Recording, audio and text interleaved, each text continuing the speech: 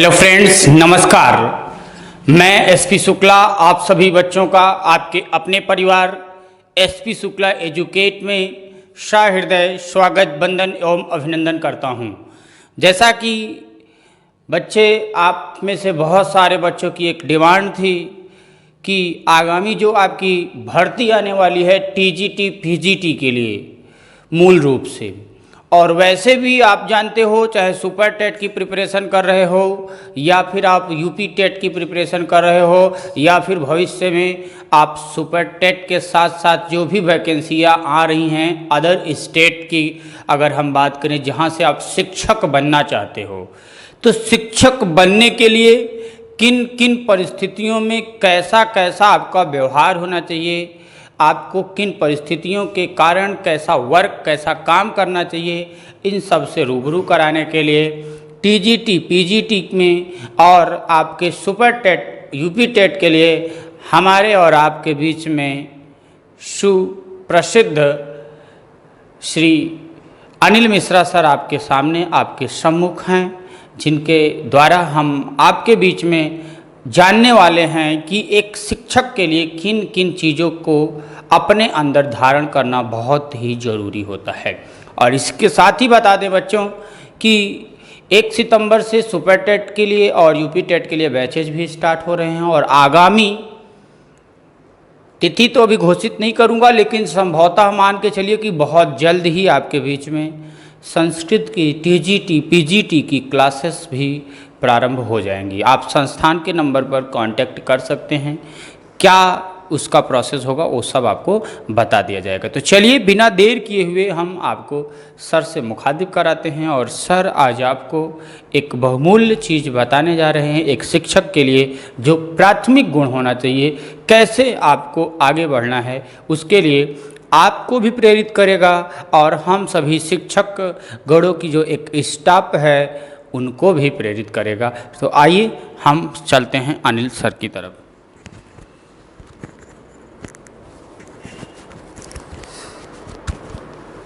हाँ, नमस्कार मित्रों, शुक्ला एजुकेट परिवार में आप सभी लोगों का हार्दिक स्वागत एवं अभिनंदन है।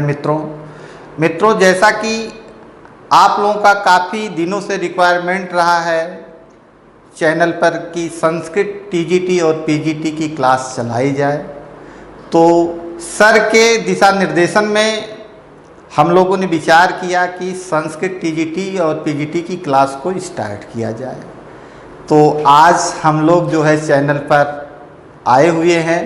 तो सबसे पहले मित्रों हमारी एक सुझाव है, और सुझाव इसलिए है कि शिक्षक बनने से पहले मैं भी एक प्रतियोगी रहा हूं और प्रतियोगिता की हर नब्ज को समझता हूं कि एक शिक्षक बनने के लिए जो है कहां कहां समस्याएं आती हैं, कैसे कैसे उन समस्याओं से हमें रूबरू होना है।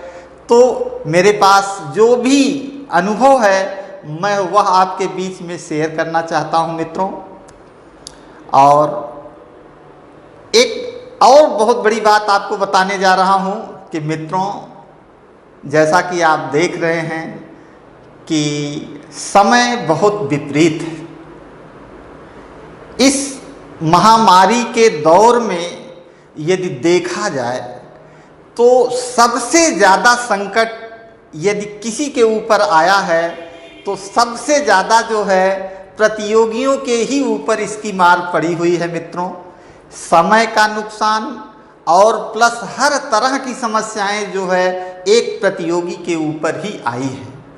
तो एक चीज़ और जान लीजिए कि समय खराब चल रहा है, यह तो बात सही है मित्रों, लेकिन आने वाला समय जो भी 1-2 साल का समय है वह बहुत ही शुभ अवसर लेके आ रहा है, और उसमें आपके भविष्य का निर्माण अवश्य होगा।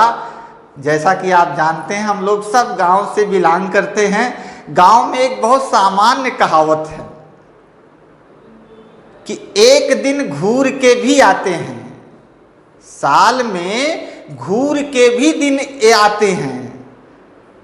सामान्यतः आप देखते हैं कुछ लोग हो सकता है इस बात को न जानते हों कि आखिर घूर क्या है। तो देखिए घर की जितनी भी गंदगी होती है एक जगह जो है इकट्ठा कर दी जाती है, लेकिन साल में एक दिन जब दीपावली आती है तो लोग उस पर भी दीपक जलाते हैं मित्रों।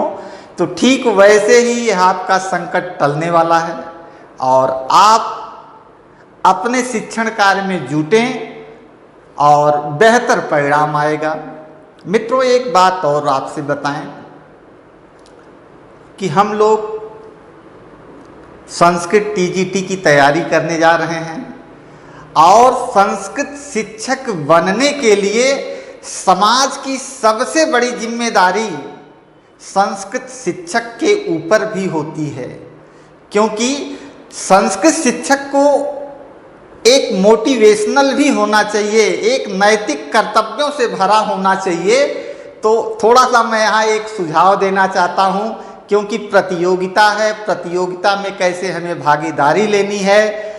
तो एक बहुत बढ़िया उदाहरण दिया जाता है। आप लोग सामान्यतः जानते हैं कि गुरु द्रोणाचार्य को आप बहुत बढ़िया से जानते हैं। एक आदर्श गुरु, एक आदर्श शिक्षक। उनके शिष्यों की कहानी आपने सुना है, अर्जुन और एकलव्य की। सामान्यतः आप लोग जानते हैं गुरु द्रोणाचार्य के सबसे प्रिय शिष्यों में यदि किसी का नाम आता है तो अर्जुन का आता है। लेकिन मित्रों, एक चीज आप जानते होंगे कि सबसे बड़े धनुर्धर थे अर्जुन, लेकिन शिष्यों में जब तुलना करनी होती थी तो सबसे ज्यादा प्रशंसा गुरु द्रोणाचार्य एकलव्य की किया करते थे। आखिर ऐसा क्यों किया करते थे? सबसे धनुर्धर, सबसे बड़ा धनुर्धर अर्जुन, लेकिन प्रशंसा एकलव्य की। एकदम ये प्रतियोगिता की बात मैं आपसे बताने जा रहा हूं। एक दिन अर्जुन को अहंकार हो गया। उन्होंने कहा, गुरुवर, दुनिया का सबसे श्रेष्ठ धनुर्धर मैं हूं और प्रशंसा आप एकलव्य की करते हैं, आखिर बात क्या है?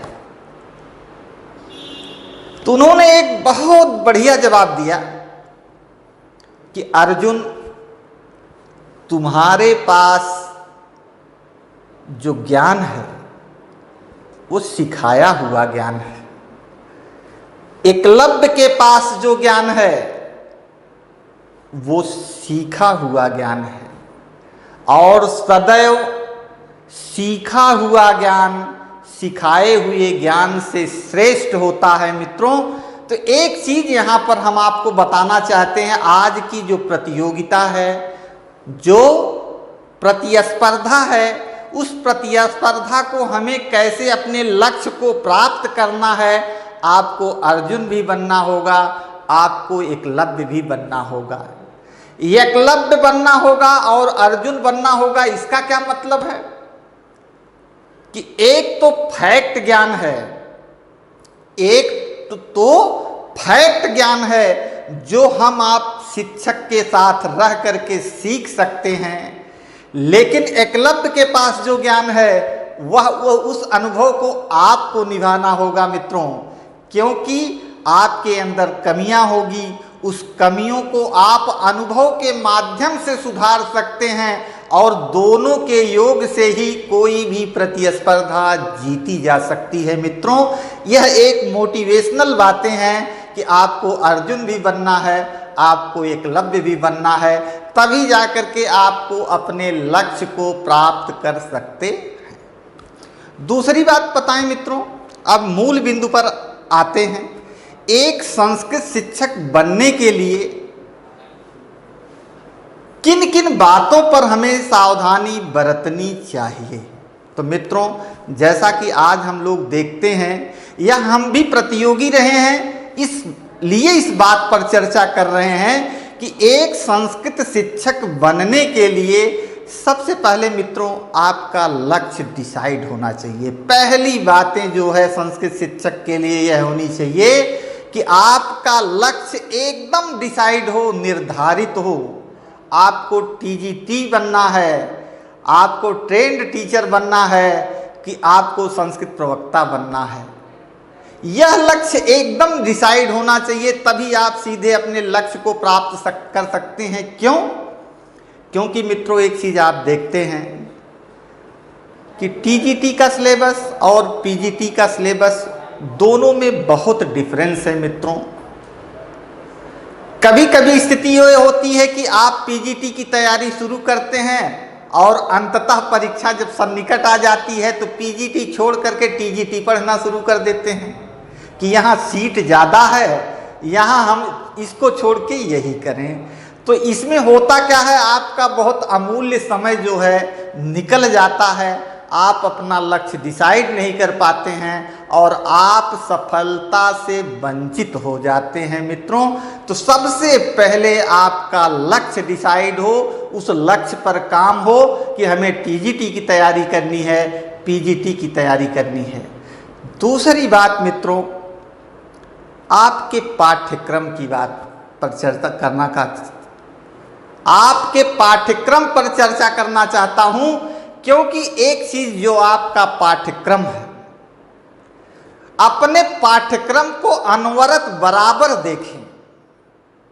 भले पूरा आपको पाठ्यक्रम तैयार है कि हमारे पाठ्यक्रम में अभिज्ञान शाकुंतलम रखा गया है, हमारे पाठ्यक्रम में उत्तर रामचरितम रखा गया है, किरात अर्जुनीयम रखा गया है, मेघदूतम रखा गया है। इस पाठ्यक्रम को आप देखें।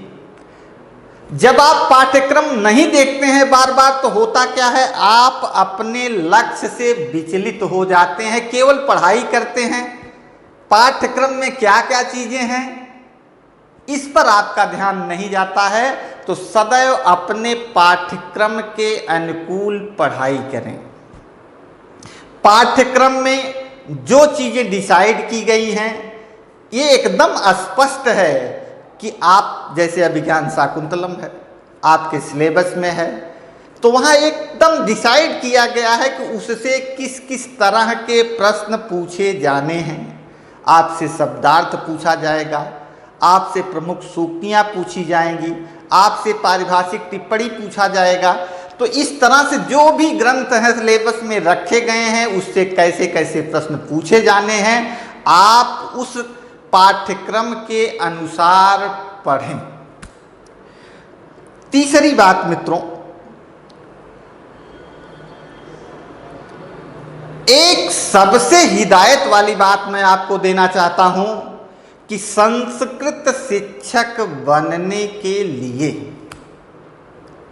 सदैव मूल ग्रंथों का अध्ययन करें। आज मार्केट में इतनी पर्याप्त मात्रा में सहायक ग्रंथ उपलब्ध हैं। ऐसा नहीं है कि सहायक ग्रंथ पढ़ करके जो है परीक्षा पास नहीं की जा सकती है। मित्रों जैसे आपको हम बताएं कि बहुत अच्छी तैयारी आप कर सकते हैं, आपके तैयारी में वह बहुत योगदान दे सकती है, लेकिन आपका लक्ष्य विचलित हो सकता है। कभी कभी ऐसे प्रश्न पूछ लिए जाते हैं, हम एक बहुत सामान्य बात कर रहे हैं मार्केट में। जैसे अभी आप हल प्रत्याहार की बात है, मार्केट में दिया है व्यंजनों की संख्या कितनी है, आप जानते हैं 33। हल प्रत्याहार के अंतर्गत वर्णों की संख्या कितनी है, 34। आप जितनी गाइडें हैं वहाँ आज भी आप देखिए तो एक विवादित मैटर फंसा हुआ है, जबकि आयोग भी इस बात को मानता है कि हल प्रत्याहार के अंतर्गत 34 वर्ण है मित्रों। तो एक चीज हमारा कहने का मतलब, जो मूल ग्रंथ व्याकरण के हैं, जो आपके आयोग द्वारा निर्धारित किए गए हैं, पाठ्यक्रम में हैं, उन्हीं ग्रंथों को पढ़िए। आप सहायक ग्रंथों पर आश्रित न हो, क्योंकि मूल ग्रंथ ही जो है आपकी सफलता के मार्ग पर अग्रसर होकर के आप अपने लक्ष्य को प्राप्त कर सकते हैं। तीसरी बात मित्रों, नोट्स की बात। जैसा कि मैं भी प्रतियोगी रहा हूं, संस्कृत में नोट्स जो भी हो, आपका अपना नोट्स हो, किसी के नोट्स पर आश्रित न हो, बल्कि हम तो ये कहेंगे वही पुस्तक ही आपका नोट्स हो। जब भी खुले तो आपकी पुस्तक खुले, आपके सामने से नाचना चाहिए कि कौन सा शब्द कैसे लिखा गया है, उसमें शुद्धता क्या है, अशुद्धता क्या है। जब बार बार ग्रंथ को खोलेंगे तो सामान्य प्रश्न आपके गलत नहीं होंगे मित्रों।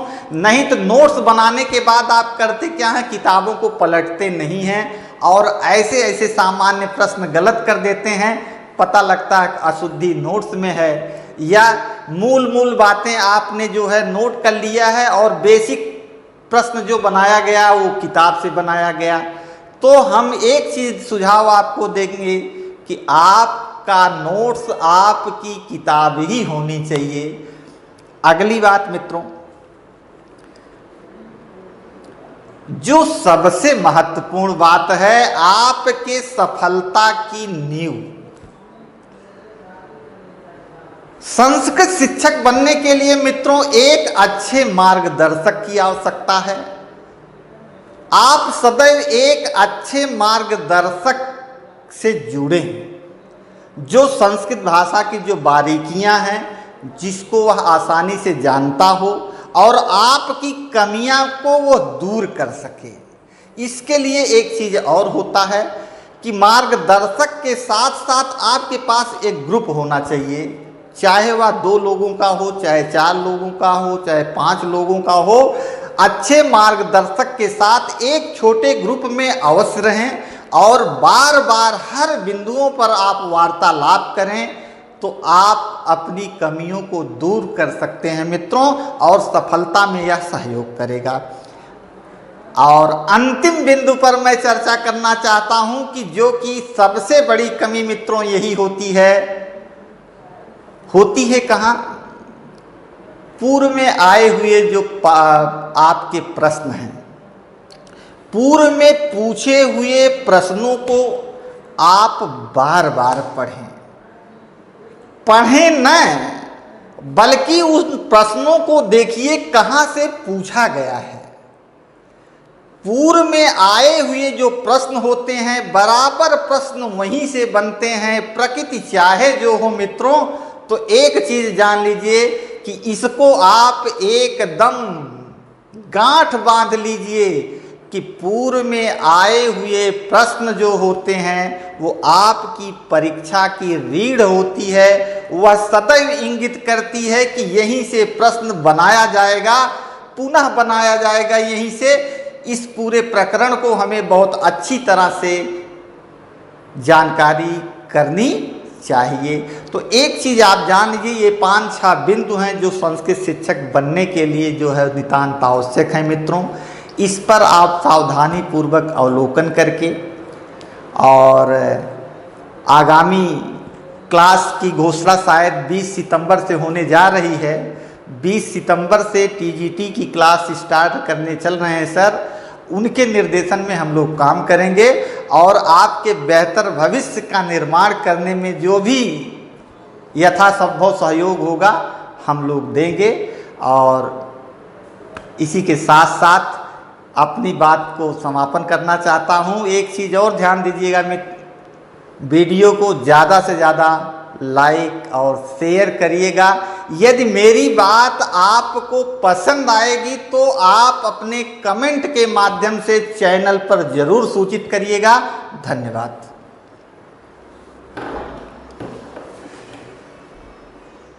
क्या सर?